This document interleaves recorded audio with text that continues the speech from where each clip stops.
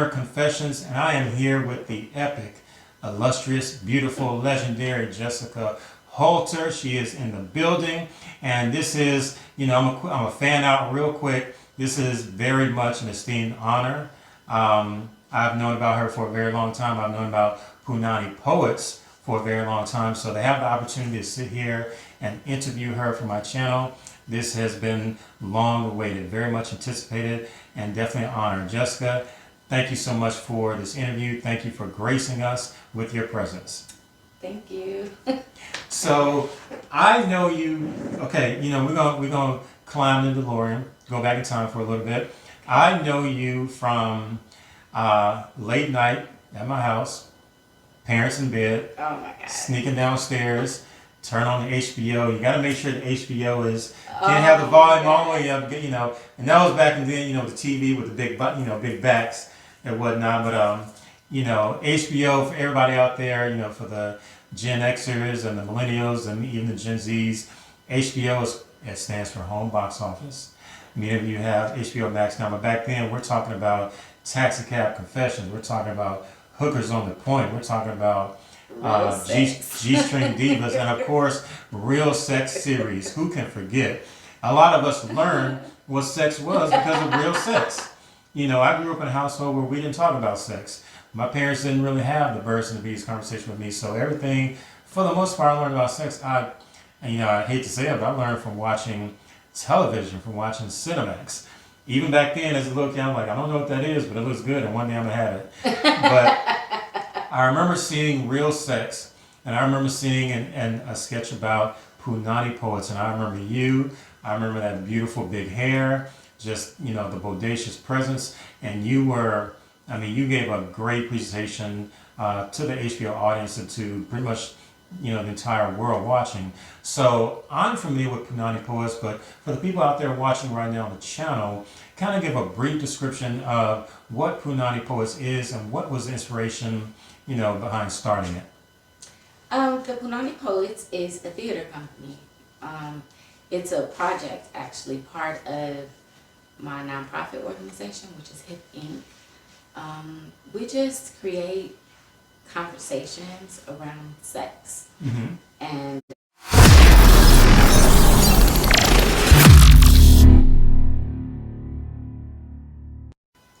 all right, everybody, back at it again. Ding, ding, ding. This is Ringside presents. We are back at it again. Corner Confessions, and I am here with the epic, illustrious, beautiful, legendary Jessica Holter. She is in the building, and this is, I'm a fan out real quick. This is very much an esteemed honor. I've known about her for a very long time. I've known about Punany Poets for a very long time, so to have the opportunity to sit here and interview her for my channel, this has been long awaited, very much anticipated, and definitely an honor. Jessica, thank you so much for this interview. Thank you for gracing us with your presence. thank you. So I know you. Okay, we're gonna climb the DeLorean, go back in time for a little bit. I know you from late night at my house, parents in bed, Oh my God. sneaking downstairs, turn on the HBO. You got to make sure the HBO is can't have the volume all the way up. And that was back in then. The TV with the big backs and whatnot. But HBO for everybody out there. For the Gen Xers and the Millennials and even the Gen Zs. HBO it stands for Home Box Office. Many of you have HBO Max now, but back then we're talking about Taxicab Confessions. We're talking about Hookers on the Point. We're talking about G-string divas, and of course, Real Sex series. Who can forget? A lot of us learned what sex was because of Real Sex. I grew up in a household where we didn't talk about sex. My parents didn't really have the birds and the bees conversation with me, so everything, for the most part, I learned about sex. I hate to say it, but I learned from watching television, from watching Cinemax. Even back then, as a little kid, I'm like, I don't know what that is, but it looks good, and one day I'm gonna have it. But I remember seeing Real Sex, and I remember seeing a sketch about Punany Poets, and I remember you. I remember that beautiful big hair, just the bodacious presence, and you gave a great presentation to the HBO audience and to pretty much the entire world watching. So I'm familiar with Punany Poets, but for the people out there watching right now on the channel, kind of give a brief description of what Punany Poets is and what was the inspiration, behind starting it. The Punany Poets is a theater company. It's a project, actually, part of my nonprofit organization, which is HIP Inc. We just create conversations around sex and Black sexuality in particular. So I started the Punany Poets in 1995 as an answer to the alarming amount of Black women who were contracting HIV. Right? And so I guess I conceived the project shortly before Eazy-E announced that he had HIV, but really went into full swing with it after he announced that he had HIV, because I realized, sex should not kill us. Like, it should not kill us. But since the disease is out here and we don't know, I'm a bit of a conspiracy theorist too. So I thought they were out to get us. I was like, oh my God, they're using our music to do it. They're using sex to kill us. They're, and control us and get our bodies, under control, under their control and everything. So I just thought it was a very important conversation for us to have. And the weird thing about sex and Black people is that we like to do it, but we don't really like to talk about it. Even with the partner we're actually having sex with, we don't want to talk about it, so. Okay. Yeah. And so, no, I definitely understand. I mean, when Eazy-E, when it was announced that he had AIDS, it, shocked the world, especially the hip hop community. And, it was most certainly an epic tragedy. It did, however, spark a lot of conversations behind, HIV and AIDS prevention. So, very much needed. So with Punany Poets, I mean, first off, how did the meeting with HBO, how did that come about? Okay, so I had this idea, right? I was like, I'm gonna do this book. It wasn't this book, it was a different book. But I was like, I'm gonna do this book and I'm gonna put erotic poetry in it. I'm gonna have some of my friends who are entertainers contribute. So the book is really an anthology of different people's perspective on sex and different parts of sex. I would just tell them, like, if there was a topic I wanted to discuss, I would ask them to write something original for that. So say Brandon Purnell wrote a piece called What Part of It Didn't You Understand? Because I was reading one of my favorite authors, Walter Mosley, writes this character, Easy Rollins. And there's a story early in his series about when Easy Rollins has sex with his wife. He's like drunk the night before, and he's talking about how great it was. And then in the morning, his wife has left him. He doesn't understand why. But looking back at his story, you realize she wasn't participating in it. He was having sex with her, but she wasn't participating in it. So in his drunken stupor, he rapes his wife, who he loved. And it was such a real conversation that never made its way into the classroom or anything like that. Sometimes we don't, because of our lack of communication around sex, we don't realize, even when we're infringing on somebody else's boundaries, when it comes to sex. And so I had asked Brandon to write a poem about that, where you're having sex with this woman, you think it's the bomb, but by the end, the audience needs to realize you've just raped this woman. So in the end of the poem, he goes to jail, which doesn't happen to the character in the book, but yeah. So I wanted to bring conversations like that to life on stage with theatrics. Because, you have a poetry book, like, people don't read, not like that. So I put the pictures in the book, and then I turned the book into a soundtrack, actually, with Dwayne Wiggins. Turned it into a soundtrack, and we started doing these theatrical performances. And one of the girls in the show, Tracy Bartlow, her sister was in New York and was working with Bring in the Noise, Bring in the Funk. And I was like, oh, hell yeah. I'm gonna have this book, I'm gonna have a soundtrack, I'm gonna have a show, and we about to go on the road and do a college tour, like bringing the noise, bringing the fun. This is what I'm thinking, right? Yeah, I wasn't really trying to go the real sex route because of the platform, because it was so, you know, sexual and had its stigma, and I really wanted to go a different direction.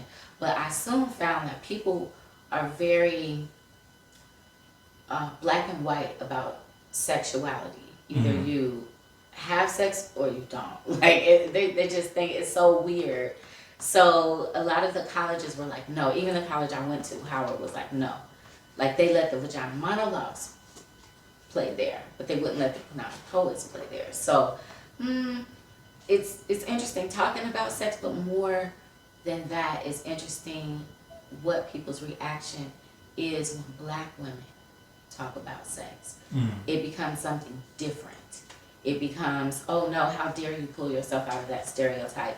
We're so comfortable with you sitting right there. You know, the Punany Poets came about as intellectual response to sexuality, black female sexuality in hip hop, which at the time was only represented by video vixens. Right. With no voices. And so all you could see is ass and titties, ass and titties. Yeah, but there are some very, very interesting stories that these girls have to tell. So yeah, Punany Poets, we're poets, but we also perform with exotic dancers, giving them a voice, which we call body poetry, you know. Body poetry, yeah. Nice. They bring their body poetry to our words, and it really tells a very poignant story. And at the same time, I'm not stupid. I realize, you know, men are not going to want to take their wives on a date night typically just to see poetry. So I added all the different elements to it and made it a lot like how hip hop was at the time, just giving the women a voice, you know, which, you know, I still do my work, but it's just amazing to see some of the artists in hip hop now who do speak their truth. And we're going to go into that because I actually, you know, I do want to pick your brain about that, get your thoughts. But you mentioned before we go down that road, you mentioned, you know, something that a lot of people know about. People are very familiar with vagina monologues. You know, what would you say are the main differences between Punany Poets and vagina monologues? Because even before you said that, you know, it sparked in my mind, like, is this similar to vagina monologues? Because that's, you know, that's reached mainstream. People know about that. And like, what are some, you know, can you compare and contrast the two? They're nothing the same. They're completely different. I do want to say she might have done vagina monologues for the first time the same year I conceived the Punany Poets, I believe around 1995. There was the conversation being had in places about female sexuality, but not like with the Punany Poets. With the Punany Poets, we gave voice to black women, urban black women, hip hop generation of the time, black women, who really were just not encouraged to talk about real issues. You know, when Tupac did, was it Brenda's Got a Baby? That was amazing. That was groundbreaking. That was groundbreaking, yeah. So it was very few and far between. You had real conversations about things that really happened involving and including the vagina. You know, even when I went to get the book financed, you know, I went to a nonprofit organization in San Francisco, but they were like, oh no, we need to, if it's gonna address HIV, then we need to include gay men. I'm like, everything is not about gay men. This is actually called Punany. Yes. Because it's about pussy, and this doesn't include men. It just doesn't. It's not about the men. And I just think it's amazing, since we're on the subject, that everything ends up being about men, no matter what. Even God, we call him a he. We call God a he, you know. I don't know. It's like we silence ourselves. We don't want to hear from the pussy. We only, you know, want the pussy in the dark. Now, you know, in terms of black women and sexuality and expressing, you know, the you know, just the power of the sexuality, do you think, you know, you mentioned hip hop, do you think, you know, you have artists like Cardi B, Meg Thee Stallion, you know, City Girls, you know, Sweetie, so on and so forth, you think they are would they be considered the beneficiaries of the work that you did back in 1995, you know, as far as giving a voice? You think, you know, as far as what they're able to do, you know, in terms of the inroads they're making in hip hop, and not only the inroads but the success, you think that, you know, the work that I mean, you seems like, you know, what you guys did was kick open the door, and you guys just like, look, it's time to give the voiceless a voice and express and let people know, like, look, you know, black sexuality is not just a figment of any, you know, people's imagination. Like, it's real. It's something that a lot of people can, you know, it's a lot of people may be misunderstood about it, and you know, our understanding may be coming from, well, at that time, and you know, I'm a teenager, preteen, you know, our understanding of black sexuality, even as it pertains to women, we were getting it from men. We were getting it from, you know, rap artists and whatnot, and many times it was through degradation. So do you think Punany Poets, even today, the impact it has, you know, you see that elevated and amplified with the women who are speaking out now? I do. I've been working on a new book. That I've been working on a couple books, but I had to separate kind of my blogging, you know, when COVID, can I say COVID? When the C word hit, I wasn't touring, and I was alone with my mind like the rest of the world in this Punany's Playhouse, you know, with everything just reeling in my head. And I was trying to find some warm reprieve for my own mind one day, and I was watching Meg Thee Stallion, who I don't think I've ever seen perform. I think that was my first time actually seeing her, a video of her, and she was on Saturday Night Live. Oh, that was an epic performance. It was fucking phenomenal, and she did a great cried job. because I was like, oh my God, this is what I've been wanting. This is what I've been wanting for women to understand. You can be all those things. You can be the cook, the housewife, the hoe, the minister, the mom. You can be all those things. And you can also be an activist. And you can also be an activist. And hoe pussy needs to be protected just like housewife pussy. You understand? Speak on it. It was amazing. It was amazing. No, I remember that.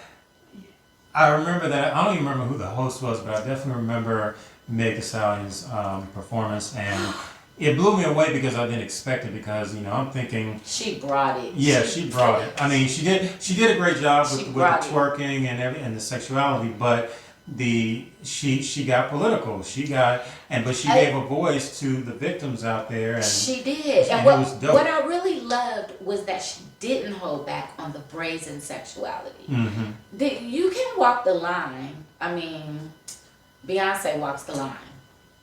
She walks the line. She, you know, she tiptoes in it every once in a while. Every once in a while, it comes right back. And comes right back to like this quiet position where, I mean, she does represent someone too. She represents the wife and the mom. She represents most of us, you know. But Meg is the revolutionary. Meg is the one really coming out with her fist up and just pushing it in your face without trying to titillate you. I don't believe she's trying to titillate you. I don't get that from her. She's not Lil' Kim. Lil' Kim was titillation. Punany Poets is great because we have a cast of people, so I cast people to play those different parts, you know. So I have a hoe, I have a housewife, we always have a lesbian of some sort, like in the show. We did a girl who was bisexual, so she played, she's kind of androgynous, so she played like a very, you know, frilly kind of girly girl seducing a man in the same show where she played a stud. So we try to show all the duality. Like, there's so much going on with women, We're amazing. We're fucking amazing. You are. We're so amazing. Men want to be us now. I mean, it's something going on, but I agree. I would say I would take it up a notch. You guys are phenomenal. Thank you. And the world wouldn't be a world I want to live in without women. Oh, can you imagine? I don't want to. But you know what? Even in 2021, or you just, we're here, we're broadcasting from the great state of Georgia. Even in 2021, in states like Georgia, where things can still be considered or seen as conservative, how, if Punany Poets didn't come out in '95, if it came out today, do you think it would be received the exact same way? No. Oh, it definitely wouldn't be received the same way because it was not received well. Mm-hmm. We got, for one, I didn't do the initial outbreak. Well, I mean, people in Oakland knew who we were for years. And I had been a hip hop entertainment journalist, so I knew people already. I had some press for it, so it had a little bit of popularity in the beginning before we got on HBO. But if you were outside of my immediate like hip hop family or whatever, you probably didn't know about it. So you thought, oh, and they're gonna just get a bunch of black women to talk all sexy and strip on a white man's channel. Like people were not feeling that. So one of our first shows, we did get to do a college campus. It was University of Colorado. It was like the first big show we did. Oh, there were thousands of kids there, but not the black kids. They protested. The Black Student Union had a picket line in front of the theater, just like we were just these horrible people. So it was not easy.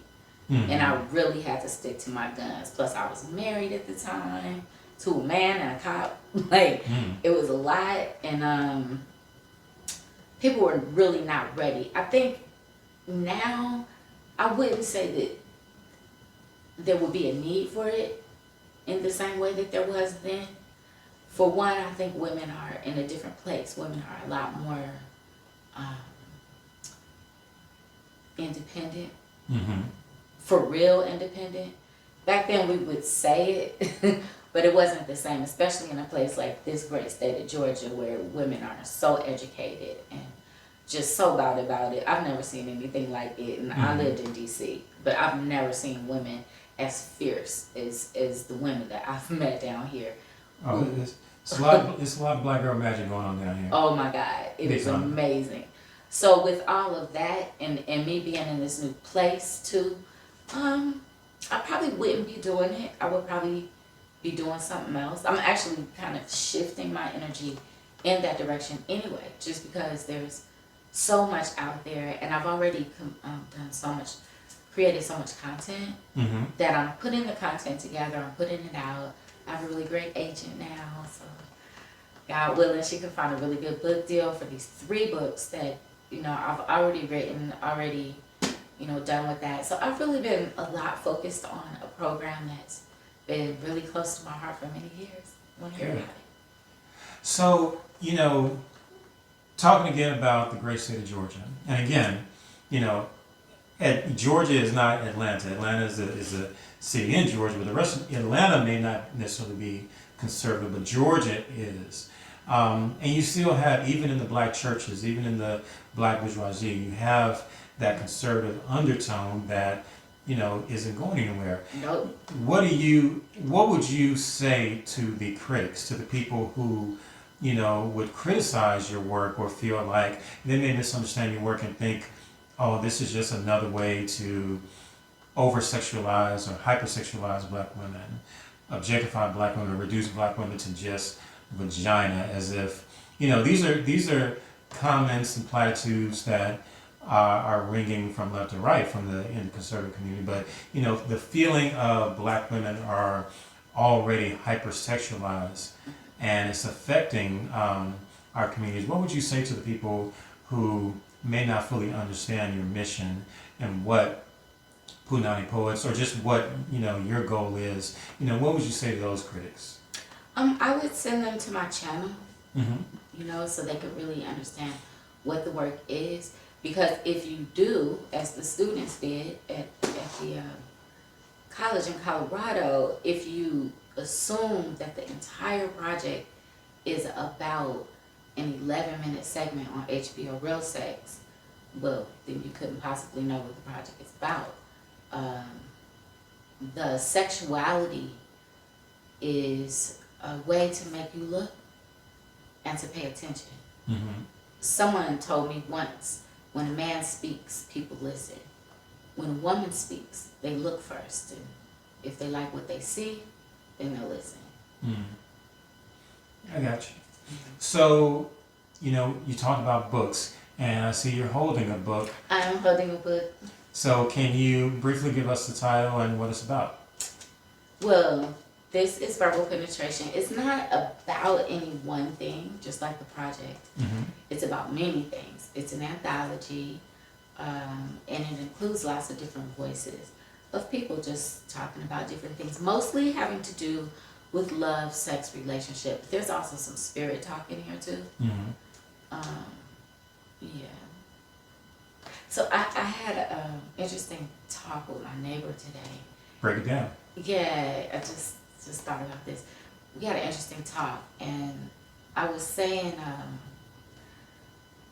how in my experience working with the Punany Project and talking directly with supporters and fans and some of our nonprofit sponsors and stuff, who are mostly women. I have some men too who support the project, write checks and say, hey, we love the work you're doing. So having that, I know that people are interested in this project because they actually support it. It is 100% fan support. I got you. So, you talked about books, and I see you're holding a book. I am holding a book. So, can you briefly give us the title and what it's about? Well, this is Verbal Penetration. It's not about any one thing, just like the project. Mm-hmm. It's about many things. It's an anthology, and it includes lots of different voices of people just talking about different things, mostly having to do with love, sex, relationship. There's also some spirit talk in here too. Mm-hmm. Yeah.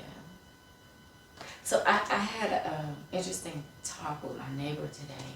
Break it down. Yeah, I just thought about this. We had an interesting talk, and I was saying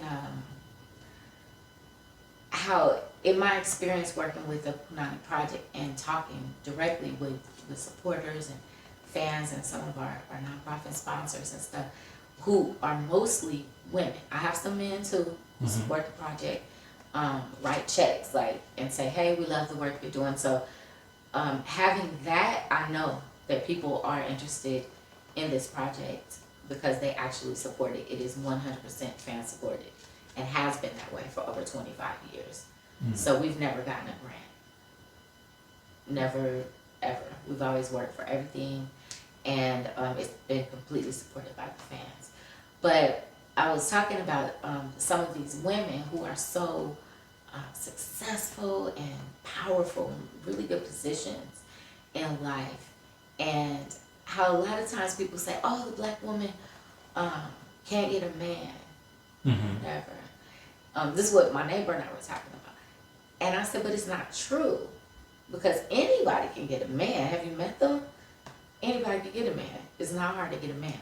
Now, if you can get the man you want, like the one who's perfectly, fit for you or not, well, you have to take time to do that. And in my experience, I don't think there's that much of a push for women to have a man.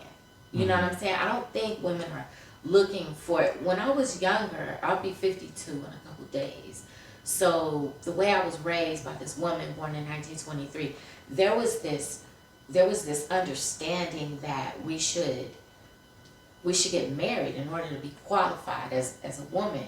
You kind of needed a husband. It's like getting a degree. They literally would say, some of the girls at Howard University were there for their MRS degree.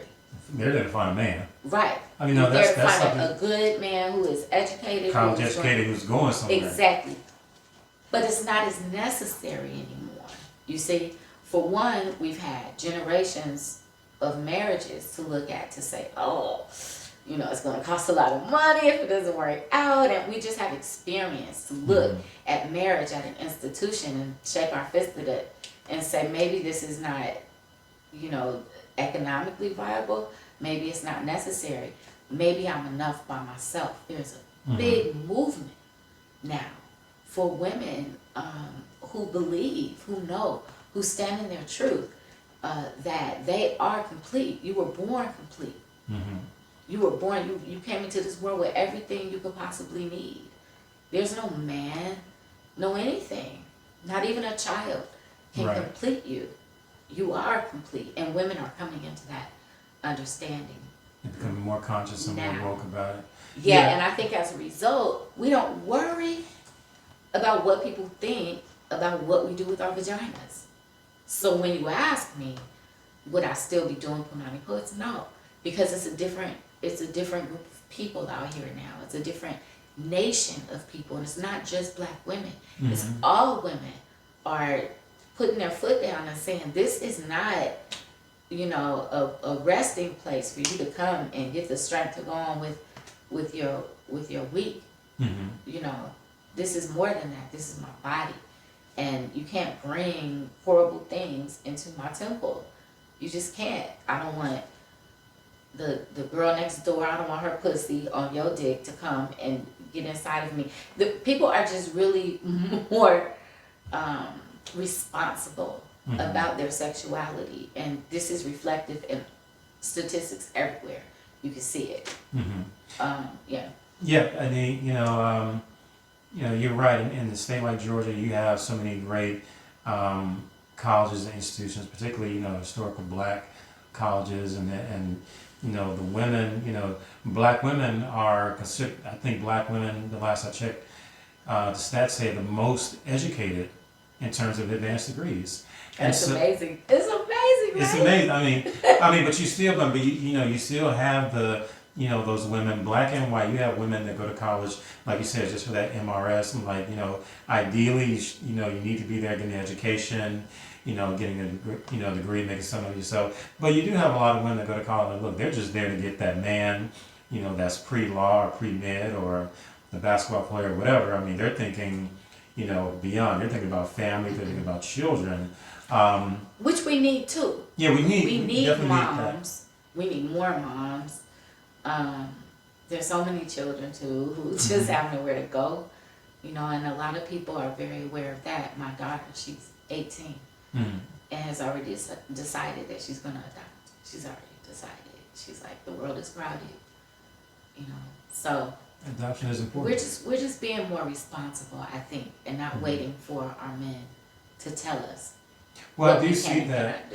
I do see that more, and I agree with you. Actually, I agree with you wholeheartedly. I do think that there is a movement, a conscious movement going on with a lot of women who are overt in that they're not looking for validation through marriage or a husband or family. Whereas you do have a lot of those women who feel like they're not complete until a man gives them attention. They're not complete until a man proposes to them. They're not complete. They're not really complete until they get a man's last name, and so it's going to shock the system. You're destabilizing things. We have all these droves and droves of women saying like, "Look, we're already enough. We're already complete, and we're not searching for validation through marriage. We're because again, a lot of women are seeing nowadays that you can grow up and be the good girl and do all the things right." And still not get a husband, still not get a family. Or get a husband who cheats, as is evidenced in Beyonce's case. And she's probably right at the cusp of that change. You know what I'm saying? Like, she's still old school. Because she's not, how old is she? 30 she's about 30, 39 or 40. Okay, so yeah, she's still, I still value marriage. I'm a terrible, like, I just stay married. I don't even know what my problem is, really. I've never been in a place in my life where I could, that's why I look at Megan and them and I'm just like amazed, like, oh my God, like, cause the confidence is so real. The other little one, I can't think of her name now. Cardi B. Yes. I love her too, man. Her energy is just, she's so confident. She speaks unmistakable, and I just love it. And again, just at the risk of sounding redundant, I mean, they both are unapologetic. They don't care what you think about them. their sexuality, what they do with their sexuality. They don't care. You know, Cardi B has gone on record and told people, look, her pussy is her best friend. Hey, that's as it should be. Right. And so and at the end of the day, they also, you know, they contradict that narrative, like you have to be the good girl to find a husband or find a man, whereas you have women who are pushing a little, doing what they want and still finding men, still finding husbands. And so, no, I you know, when you mentioned them and some others out there, they really are, they're doing some great work. They're speaking up, they're giving a voice to the voiceless, and, you know, again, Megan Thee Stallion, doing big things, just graduated from college with a degree in health administration, and yeah, she's doing it.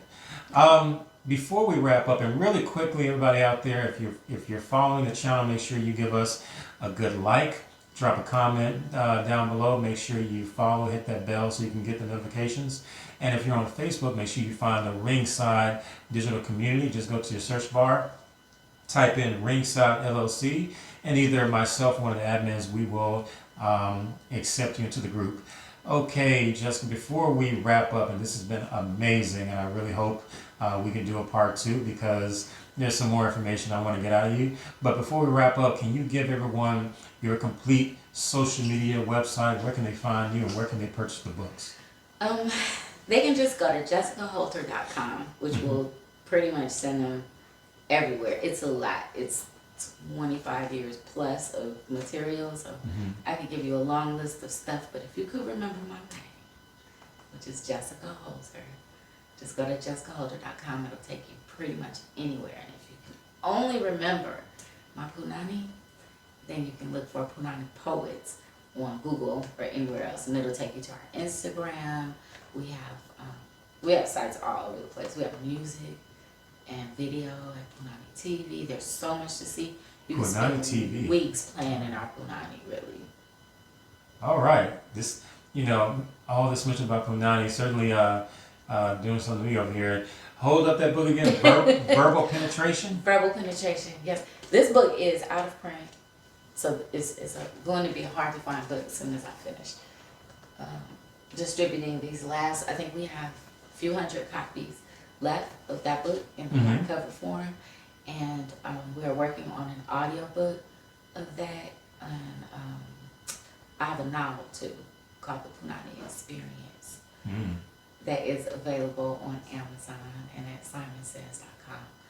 But yeah, just do your little Punany search. I wanted to tell you about my youth program. Go for it. So it's really quickly kind of taken precedence for me in terms of projects that I want to get done expeditiously. And this one is called Voices of Foster Care.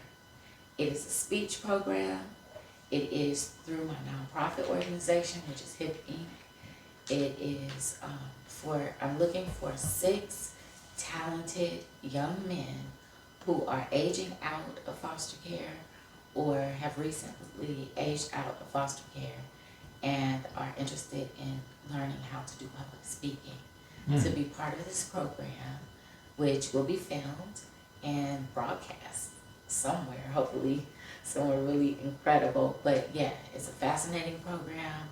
I have it all outlined and it's just waiting to meet your acquaintance. So to find out more about that, you can go to our website at www.voicesoffostercare.com. One more time, say that website. Voicesoffostercare.com. Nice. Beautiful. I'm digging it. Everybody out there, make sure you find Jessica Holter. Make sure you get on that Google. Probably not a good idea on a work computer, but get on the Google and type in Punany Poets, and you will find everything you need. This has been Troy Vaughn, also known as Trey Amazing. This is Ringside Corner Confessions, and we will see you guys again. Thank you again, Jessica. Thank you for having me.